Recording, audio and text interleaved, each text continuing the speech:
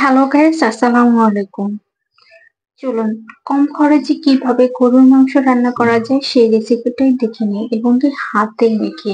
এইখানে দিয়ে দিলাম দুটা পেঁয়াজ কুচি আর দিয়ে দিলাম একটা রসুন, এটা আমি থেতলে দিয়েছি। আর দিয়ে দিচ্ছি এখানে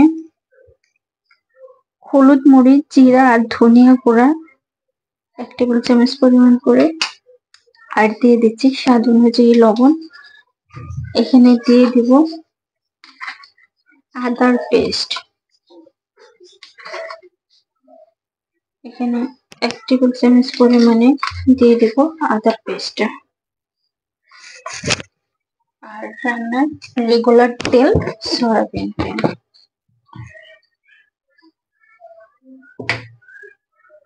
দিয়ে দিচ্ছি 2 টেবিল চামচ পরিমাণে। এখন আমি এটাকে ভালো করে হাতে মেখে নেব।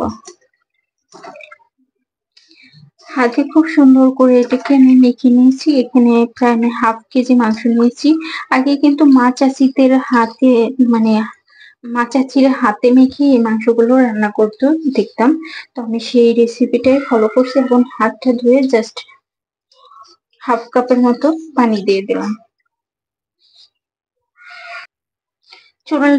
চুলার জালটা জ্বালিয়ে দিলাম এবং কি ঢাকনা দিয়ে ঢেকে দিচ্ছি।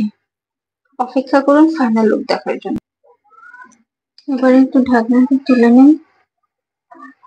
দেখতেই পারছেন বলকটা কিন্তু চলে আসছে। এ পর্যায়ে আমি এখন দিয়ে দিছি দারচিনি, এলাচ, লবঙ্গ কয়েক পিস করে 3-4টা করে। এবার একটু আমি নেড়ে দিচ্ছি।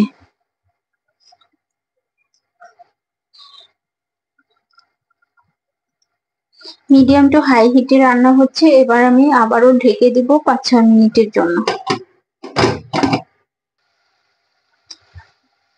ঢাকনাটা তুলে নিয়েছি। এ পর্যায়ে কিন্তু মাংসে কোনো ধরনের পানি নেই। এখন আমি কষাবো আর কষানোর সময় দিয়ে দিচ্ছি 4টা আস্ত রসুন।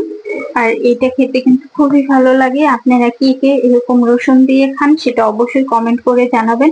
আর দিয়ে দিচ্ছি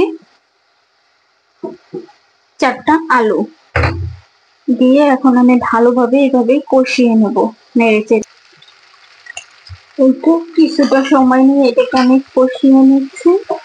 নেওয়া হয়ে গেছে। এখন আমি এখানে দিয়ে দেবো কুসুম গরম পানি। এখানে প্রায় আমি হাফ কাপ 1 কাপের উপরে পানি দিয়ে দিচ্ছি। 1.5 কাপ পানি দিয়ে দিলাম। এখন আমি অপেক্ষা করব ফাইনাল লুকের জন্য।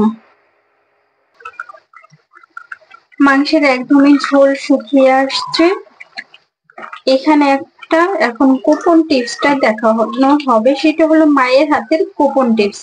এখানে এক পাশে আমার রান্না কিন্তু চলছে আর অপর প্রান্তে গোপন টিপসটা দেখিয়ে দিই। এখানে নিয়েছি পেঁয়াজ আর দারচিনি, এলাচ, লবঙ্গ আর সেই সাথে দিয়ে দিব কাঁচা জিরা দিয়ে এটা জাস্ট একটু ভেজে এটাকে নামিয়ে নিব।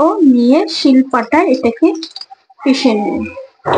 এটা হয়ে গেছে। এখন আমি এটাকে নামিয়ে নিচ্ছি শিলপাটায় পিষে নেওয়া। যদিও আমি এটা শিলপাটায় করিনি, আমি করেছি বাটনাতে, তাই একটু সম্পূর্ণ বাটা হয়নি, তাই কিছুটা আস্তই রয়েছে বা কিছুটা ভেঙে গেছে। এর পর্যায়ে আমি এটা গরু মাংসের ভিতরে গরুর মাংসের ভিতরে দিয়ে দিলাম। আমি এখন এটা নেড়েচেড়ে মিশিয়ে নেব।